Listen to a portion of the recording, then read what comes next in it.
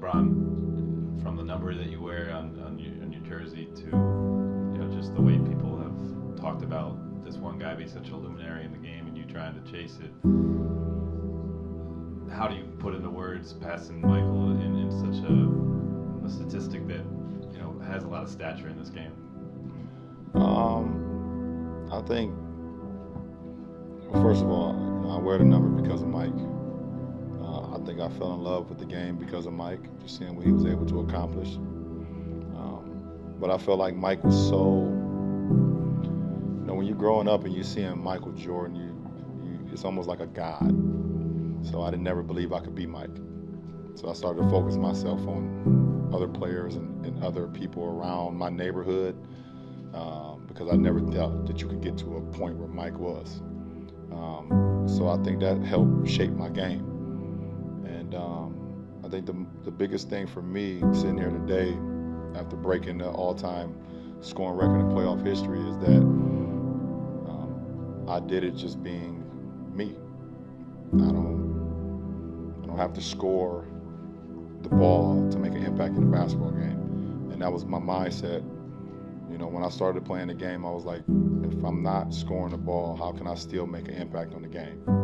And it's carried me all the way to this point now, and it's going to carry me for the rest of my career because scoring is not number one on my agenda.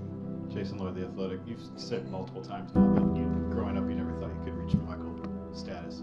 When did you realize you could? I don't have I mean, you're on the green. If you're not, I'm not a golfer. This guy right here to my left is though, so he'll tell me what that means when we get on the bus. He drove the green, I'll tell you that. But you know what I mean. You're obviously in the discussion, whether or not you, whatever. Like you said earlier, it's a barbershop debate, but you're in that discussion. When did you realize you could be? I think, Jason, at the end of the day, for my name to come up in a discussion with the greatest basketball player of all time, it's like wow.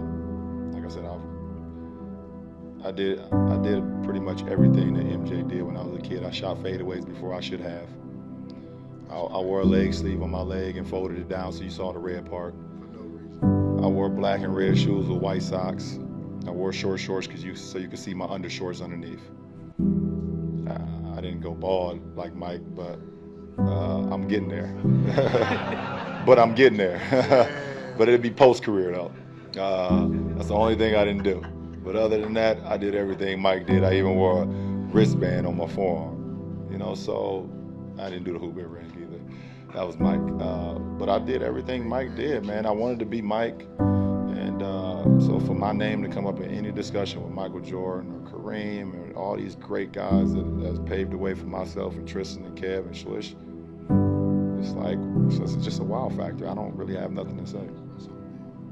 All right, last question down here on the right. Jared White, CLNS Media and Celtics blog. You said that trying to be like Mike was impossible when you were a kid because he was like a god. But what would it mean to you for kids now to say they want to be like LeBron?